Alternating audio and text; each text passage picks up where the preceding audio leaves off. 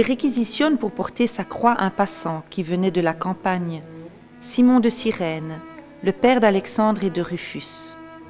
Et il le mène au lieu dit Golgotha, ce qui signifie lieu du crâne.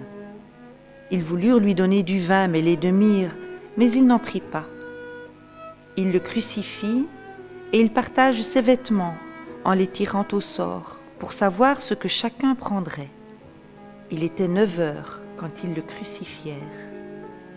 L'inscription portant le motif de sa condamnation était ainsi libellée « Le roi des Juifs ».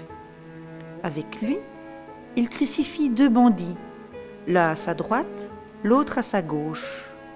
Les passants l'insultaient, hochant la tête et disant « Hé, toi qui détruis le sanctuaire et le rebâtis en 3 jours, sauve-toi toi-même et descends de la croix. » De même, les grands prêtres, avec les scribes, se moquaient entre eux. Il en a sauvé d'autres. Il ne peut pas se sauver lui-même. Le Messie, le roi d'Israël, qu'il descende maintenant de la croix, pour que nous voyions et que nous croyions.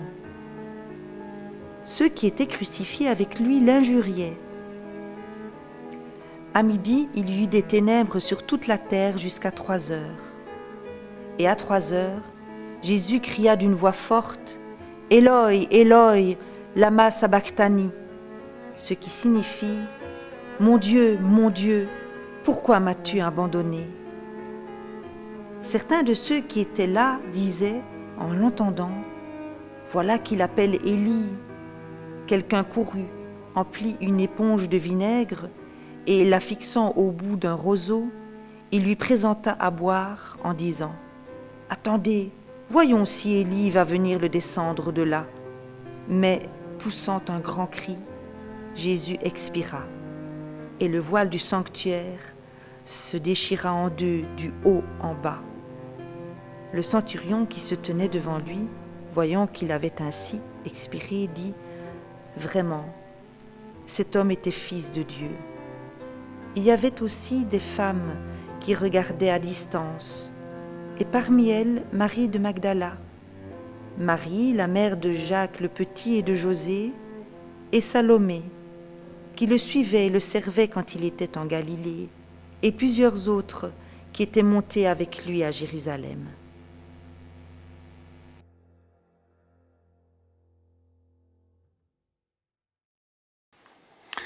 Nous voici devant l'un des récits les plus dramatiques de l'Évangile, c'est le récit de la mort et de l'agonie de Jésus. Ce récit très très ancien, il a été écrit vraisemblablement 10 ans, du moins dans la décennie qui a suivi la mort de Jésus à Jérusalem. Et les premiers chrétiens qui évidemment disposaient de peu d'éléments, là encore les disciples avaient fui, il y a eu peu de témoins de cette mort, ont, à partir des bribes de mémoire, recomposé un récit, et l'ont recomposé avec des éléments qui voulaient dire en même temps quel était le sens de cette mort. L'atmosphère, elle est poignante. Il raconte l'agonie d'un homme qui meurt seul.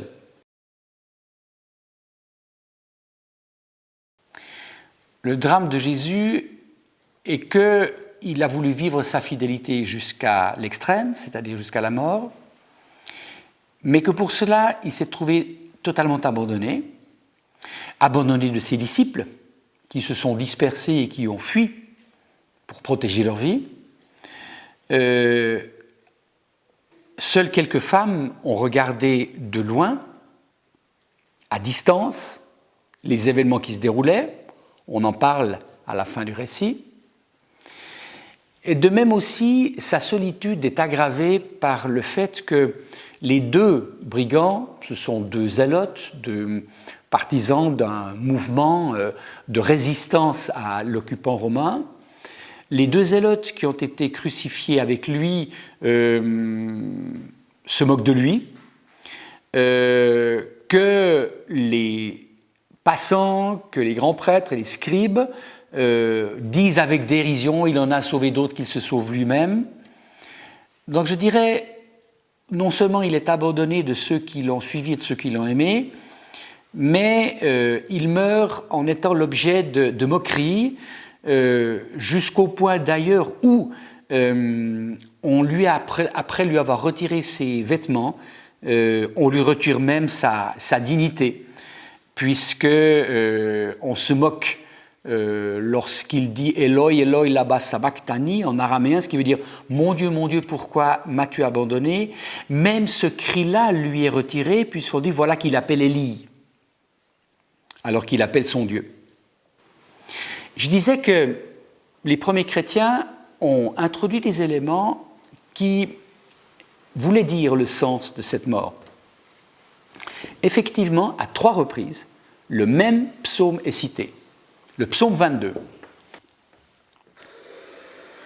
Ils partagèrent ses vêtements en les tirant au sort. On en a la citation du psaume au verset 19.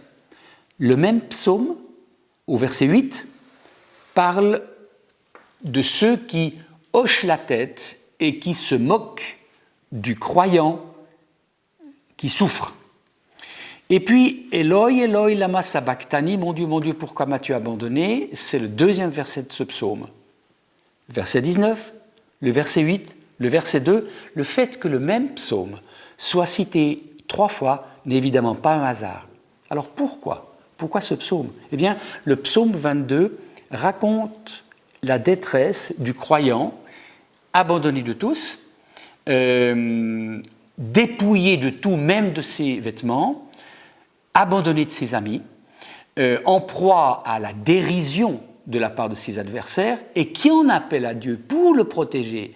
Et ce croyant qui dit « Mais pourquoi m'as-tu abandonné ?» Il dit l'abandon dont il est la victime, mais en même temps, c'est à son Dieu, à celui qui reste son Dieu qu'il le dit.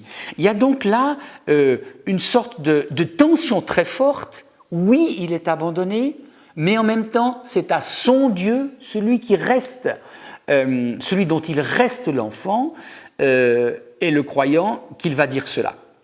Eh bien, c'est ce psaume qui a été choisi, non pas pour illustrer quelques détails de la mort de Jésus, mais avec des formulations qui du coup vont conduire le lecteur au 1er siècle qui entend ce récit à penser à ce psaume et encore une fois de voir que l'histoire de Jésus et de sa mort reflète l'abandon dramatique du croyant. Il y a également dans ce récit des éléments qui sont des éléments symboliques. Regardez, au verset 33, à midi, il y eut des ténèbres sur toute la terre jusqu'à 3 heures. Y eut-il vraiment des ténèbres dans le monde entier? Non, on a là une sorte d'exagération de langage, mais qui veut dire c'est le moment des ténèbres, où le pire va se produire, c'est-à-dire où le Fils va mourir. On trouve ça dans certains livres des derniers prophètes d'Israël, notamment chez Daniel, où l'obscurité est le moment qui précède la fin du monde. La détresse absolue. Un autre moment symbolique, au verset 38. Le voile du sanctuaire se déchira en 2 du haut en bas. Le voile du sanctuaire, c'est le voile qui protège le lieu saint, là où pénètre le grand prêtre, du lieu très saint. Et le lieu très saint, c'est le cœur du temple de Jérusalem, le lieu très saint où le grand prêtre n'entre qu'une fois par année pour offrir un sacrifice sur l'arche de l'Alliance pour le pardon des péchés du peuple. Dire que le voile du sanctuaire, ce voile qui se trouve au cœur même le plus intime du temple de Jérusalem, se déchire en 2, ça signifie que Dieu va quitter le temple, que la présence de Dieu n'est plus à chercher au plus intime du temple de Jérusalem, mais qu'elle est à chercher là, dans ce corps pendu et dans cette vie offerte. Dieu a déserté le temple de Jérusalem. Là où on le trouvera, c'est dans le corps du Fils. Le corps du Fils abandonné, le corps du Fils pendu au bois. Et pour les premiers chrétiens, bien entendu, le corps de Jésus, le corps du Christ. Vous voyez, on a là une image par laquelle l'Église va être désignée. La communauté des croyants, c'est dans le corps du Christ, donné pour le salut de l'humanité, que Dieu sera donné à voir. Et c'est la raison pour laquelle, juste après, un centurion romain qui fait partie de la garnison romaine, qui procède aux exécutions, voyant qu'il avait inspiré, dit « Vraiment cet homme était fils de Dieu », c'est là, dans le spectacle de cette mort affligeante, que ce centurion romain, avant-garde, je dirais, de tous les non-juifs qui vont se convertir au Christ Jésus, que ce centurion romain discerne que le Fils de Dieu est reconnaissable dans le don total de la vie pour le salut de l'humanité. Voilà donc la très très grande densité symbolique de ce récit dramatique.